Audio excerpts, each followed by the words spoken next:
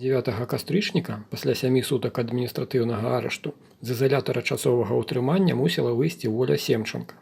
Воля – вядомы ў Магілёве чалавек. Яна актыўна займаецца пашырэннем беларускай нацыянальнай культуры, вядзе гурток народных танцаў, а працуе ў Магілёўскім драматычным тэатры загадчыцай літаратурна-драматычнага аддзелу. Сустракаць Волю прыйшло шмат народу. Яе сябры, калегі з тэатру, удзельнікі гуртка народных танцаў. Але адпусцілі Волю не адразу і не з-ічу. Нечакана для ўсіх, хто яе сустракаў, супрацоўнікі міліцыі вывезлі Волю на легкавіку і, як пасля аказалася, зноў у ленінскі райаддзел міліцыі. Поехали в суд, народ, да?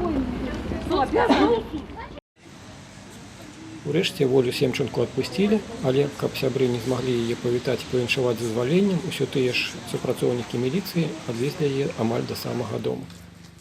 Воля ўсё ж змагла паведаміць, дзе яна знаходзіцца, і некалькі сябраў пад'ехалі да яе.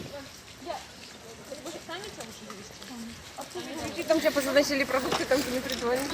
Я просто не знаю, надо робить заявление для прессы, я плачу только зараз перед вами, перед гэтымі товарищами атрымалася горна эканохным допросе.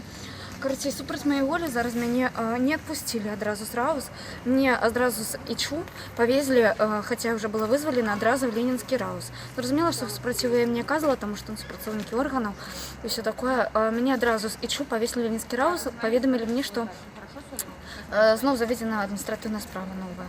Ну і там склалі протокол,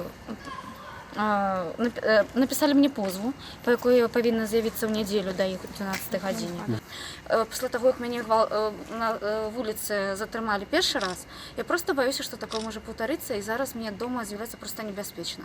Вось, мне далі зразумець, што ад мяне не адстануць, што будуць складаць протокол за протоколам. Вось, чарговы протокол будуць разглядаць вось, на гутарцы ў нядзелю 12 гадзін.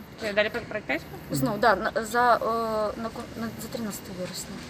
Вот показали, 13 верасня? Да, показали фотоздымки, на которых тяжко было. Ну, коли я ведаю себе, конечно, я могу познать, но там тяжко идентификовать человека, там такие размытые фотоздымки. И я просто зараз ведаю, что я на меня ни покою не покинуть, и штрафом можно не обмежеваться, потому что их словом верить нельзя. Я не знаю, сумбурно рассказываю, что еще. Я боюсь переследу, я официально это заявляю. И он уже за мной идет.